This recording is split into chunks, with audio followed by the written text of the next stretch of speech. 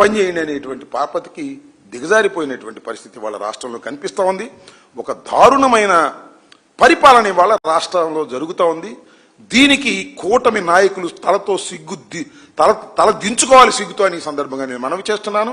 ఇంత దారుణంగా ఉన్నటువంటి విషయాలని ప్రజలు గమనించండి. 2 సంవత్సరాలకి ఇంత ముదిరిపోతే మీ దుంపదెగ ఇంకా 3 సంవత్సరాలు మీ పరిపాలన భరించాలయ్యా రాష్ట్ర ప్రజానీకం. తెలుగుదేశం వాళ్ళనే మీరు కొట్టే కార్యక్రమం, జనసేన వాళ్ళని కూడా కొట్టే కార్యక్రమం. ఎవరు దోపిడీకి అడ్డం వచ్చాడు అవుట్.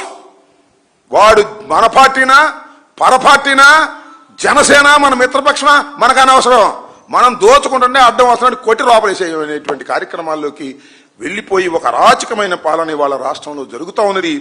దీనికి చంద్రబాబు నాయుడు గారు రాబోయే కాలంలో తప్పనిసరిగా మూల్యం చెల్లిస్తాడు. నేను ఇవాళ చెప్తున్నా, మీకు సిగ్గుంటే లజ్జుంటే చట్టం మీద గౌరవం ఉంటే ఇమీడియట్గా చింతమనేని ప్రభాకర్ మీద కేసు పెట్టండి.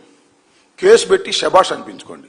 అంతే తప్ప వాయనెవరండి బాబు చింతమనేని ప్రభాకర్ని విమర్శించాడని అతని మీద ఇంటి మీదకి దాడి చేసి అతన్ని కేసు పెట్టి ఇంతవరకు కోర్టులో ప్రొడ్యూస్ చేయకోకుండా ఆ శ్రీనివాసుని ఈడుపుగంటి శ్రీనివాసుని ఇబ్బంది పెట్టే కార్యక్రమం మావాడు కాదు మీవాడే. అయినా ధర్మం ధర్మంగా ఉండాలి, న్యాయం న్యాయంగా ఉండాలి.